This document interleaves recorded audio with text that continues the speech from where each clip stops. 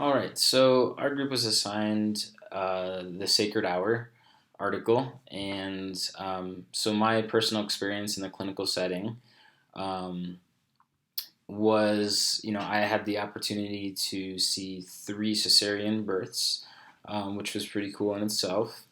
The mother was healthy, the neonate was healthy, so I witnessed in all three of the uh, C sections that the child was, I would say, within the first 5 minutes, placed on the mother, skin to skin, and the one thing that I did notice was that it wasn't quite a full hour. I would say probably max like every maybe three times it was 45 minutes, but not quite the full hour.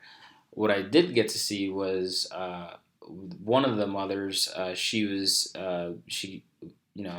had twins, and so they actually um, after they were like while they were suturing the mother up and almost done, they sent the father back into the room and to do skin to skin. So I didn't really know that that you can continue that process with the actual father. So that was kind of something that was pretty neat to see. And as far as like this coinciding with the article, it was, I would say, I mean it met pretty well um, as far as it's like the evidence based practice, except it didn't really in the clinical setting. I didn't see it for an entire hour, and the other article that I chose to look at and was the suctioning versus wiping, and in the clinical setting, like all three of those C sections that I saw, I only saw suctioning.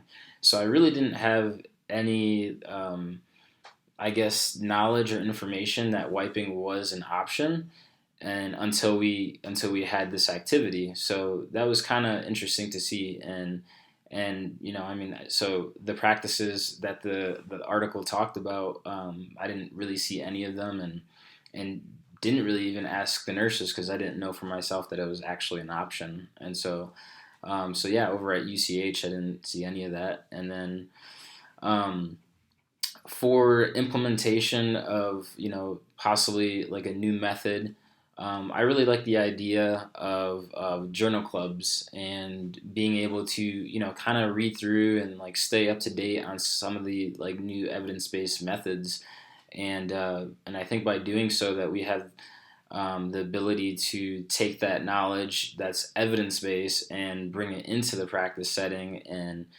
really like you know uh, kind of teach our patients that patient education, and explain these new methods, and why they are effective. And so this is how I found that method to be, how we might be able to kind of change how we do our practices right now.